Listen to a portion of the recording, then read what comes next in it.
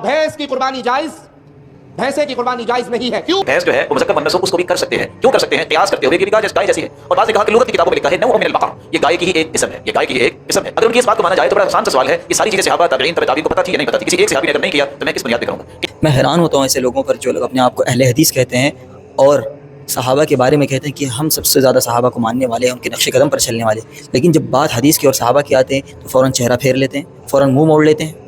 यहाँ एक बात ज़हन नशीन फरमा ले कि भैंस की कुर्बानी जायज़ है, बिला कराहत जायज़ है। सबसे पहले तो हमें हदीस की तारीफ़ यानी डेफिनेशन समझनी होगी। हदीस की तारीफ़ हमें हदीस वालों यानी मुहद्दिसीन से लेनी होगी, ना कि किसी राह चलते अरे गरे आजकल के किसी भी मौलवी से।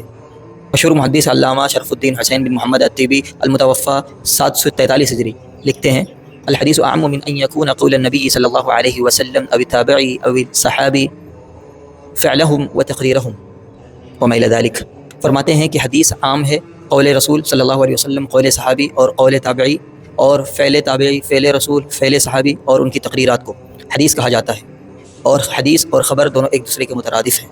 उसके बाद हमें सबसे पहले ये देखना होगा कि लुग़त में डिक्शनरी में जामूस किसे कहते हैं।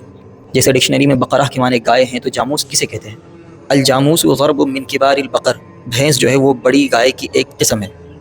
ये अपने आप को कहते हैं कि हम सहाबा वाले, हम सबसे ज़्यादा सहाबा को हम ही फॉलो करते हैं, जबकि अल्लाह के नबी सल्लल्लाहु अलैहि वसल्लम की रिवायत मौजूद है, अलैकुम बिसुन्नती व सुन्नतिल खुलफ़ाइर राशिदीन अल महदीयीन, कि तुम पर मेरी सुन्नत और खुलफ़ाए राशिदीन की सुन्नत लाजिम है।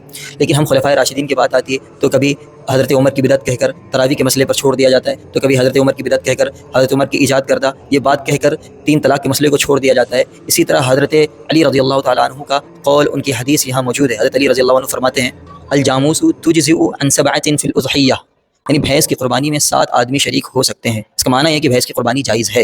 बात को माना जाए तो बड़ा आसान सा सवाल है, ये सारी चीजें सहाबा ताबईन तबे ताबईन को पता थी या नहीं पता थी? किसी एक सहाबी ने अगर नहीं किया तो मैं किस बुनियाद पे करूंगा? किसी एक सहाबी ने अगर नहीं किया तो मैं किस बुनियाद पे करूंगा?